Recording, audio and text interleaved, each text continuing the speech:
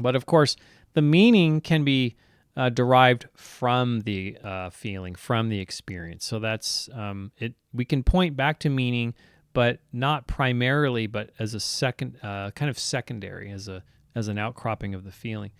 So going back a little earlier in Firewalk with Me, Agent Sam Stanley, played by Kiefer Sutherland, has his final dialogue with Agent Chet Desmond, played by Chris Isaac. And Stanley says, Agent Desmond, one thing has been troubling me, the Blue Rose. You're going back to the trailer park for the Blue Rose. Agent Stanley's words have a certain symbolic resonance, as he himself is first and foremost an artist, an observer, a photographer, and not so much an FBI agent. In a similar vein, David Lynch is first and foremost an artist, a painter, with Francis Bacon having been a massive influence, and only later was he making films. And so we have to talk about this Blue Rose symbolism, because the Blue Rose was a symbolism movement in art in the early 1900s in Russia, and it's probably best known as referencing something. The Blue Rose is a reference to something which is unattainable, to which Agent Desmond is after, but of course never achieves. So I want to talk about Mikhail Rubel Mikhail Rubel, one of the best-known artists from the Blue Rose symbolist movement of Russian artists. He created several works, of which all share the same name. And this one is a demon seated, and this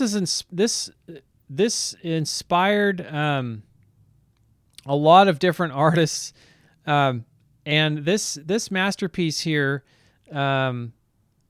this painting was inspired by a poem from Mikhail Lermontov, who was tragically killed in a duel at the age of 27. Both the painting and the poem that it inspired both explore the lamenting of a lonely soul, a solitary being who once knew true love, but who now finds himself utterly isolated and completely alone with his own thoughts and feelings, an outcast from the world, deranged from any sense of feeling or connection to anything, aside from his own sorrow and distant memories of a love long since lost. Rubel himself having experienced such isolation for many years in his own life. J'ai un âme solitaire are the words uttered by the magician to Donna. The magician is verbalizing the pain and suffering felt by Harold Smith.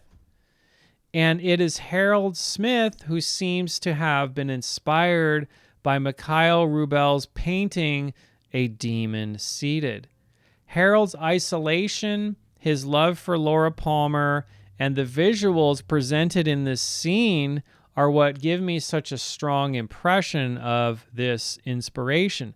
Remember that David Lynch is first and foremost a painter and a fine artist, having decided upon living the art life at age 14 after learning about someone's father who was a professional painter.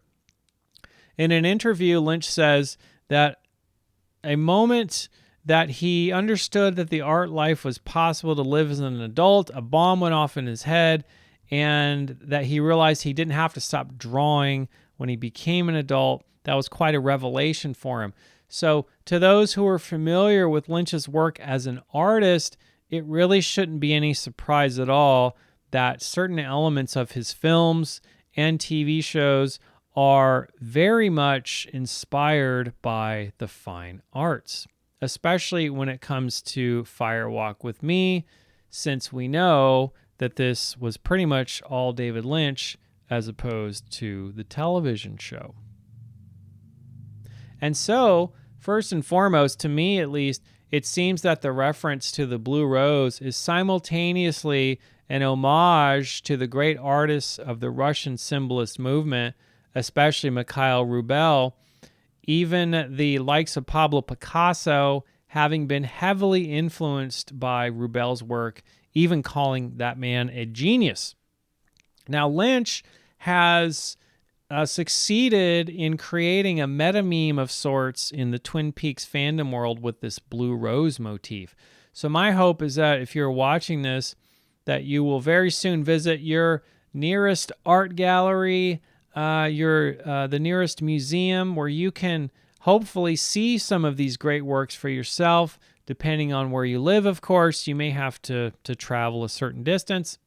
An appreciation for artistic expression is what has afforded me such insights in the first place, making it possible to bring these new perspectives to you, which really is just a scratching of the surface in terms of the depth and feeling that awaits those who open themselves to the inspiration offered from the arts in any form that appeals to you. And to tie all this together in terms of navigating the surrealist dream world that is Twin Peaks and understanding the transaction taking place between the subject and the object, whether it be fine art or episodic television, I think David Lynch nailed it when he said, quote, "All of us know the painting or the photograph or the film remains the same, but it's the viewer that is the magic part of the whole process. Every viewer who stands in front of a certain photograph, they're getting a different thing." And I like to think of it as kind of like a circle goes from the photo to the viewer back to the photo. A kind of strange internal dialogue goes, and it's different for each person, even though the photograph is exactly the same. End quote.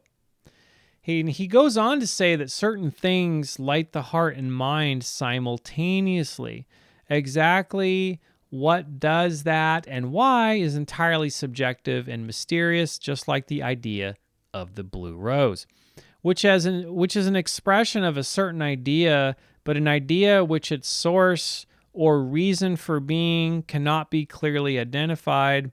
And having said that, the presumed source of the all remains at best only definable as a source of nebulous, pure, conscious awareness. And so the real and true gift that keeps on giving in terms of going back and watching Twin Peaks again is that we have changed ourselves and we have grown over time, and at least presumably we have new insights and understandings from this wonderfully strange experience that we call life. So every time in my life when I go back and rewatch Twin Peaks, I can enjoy it from a different way and a different perspective than I did before. And that is what great art does. Paintings, sculptures, film, TV, it doesn't really matter. The question is, what are you bringing to the experience? And once you realize you are an integral part of the process, you should never view anything of high artistic value in quite the same way again. At least I hope you don't, or else my efforts have fallen on deaf ears and blind eyes.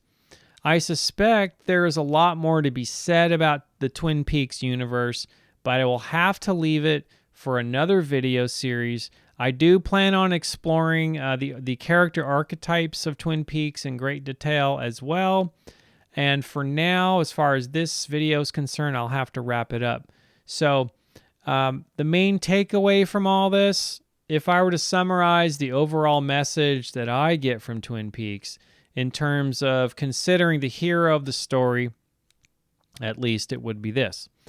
Agent Dale Cooper in this small town in the Pacific Northwest, with perfect courage, speaking of his visions, intuition, and the plight of the Tibetan people, he is a bodhisattva among the townfolk of Twin Peaks, a man more concerned about the safety and well-being of others than himself, a man with a sense of duty to his fellow human beings first and foremost, which are far more important to him than his obligations to the FBI. So much so, he is willing to sacrifice his entire career in order to do what is right. In this way, Dale Cooper is indeed a bodhisattva, which is to say, a person on the path towards Buddhahood, but who hasn't yet achieved it. Agent Cooper is tested in the Red Room, failing to confront his shadow with perfect courage. So it seems that Dale Cooper is no Buddha, but is, after all, just a man. But a man in service to his fellow human beings, willing to sacrifice himself for others in order to alleviate their suffering, which of course is why I see Dale Cooper as this ascendant being or this bodhisattva. And despite his failing to meet the dweller on the threshold with perfect courage in the Red Room, he stands at Laura Palmer's left shoulder as she lays eyes on her very own guardian angel at the end of the film, which to me is a premonition of Dale Cooper's final act of self-sacrifice, as we are shown that finding Laura's killer is far less important than ensuring her ultimate salvation, of which Agent Cooper is ironically fulfilling this role as an intermediary in the salvation or liberation of Laura Palmer's soul, which to me is a premonition of Dale Cooper's final act of self-sacrifice in the waiting room or the afterlife, as I realize that finding Laura's killer is not important at all, but it's all about the alleviation of suffering for your fellow human being. It seems as if Dale Cooper may have traded his own soul for Laura's, in fact. It's one of the most beautiful scenes in film as far as I'm concerned. So before I go, if you enjoyed this series, please consider supporting my work at ReInstallPaul.com.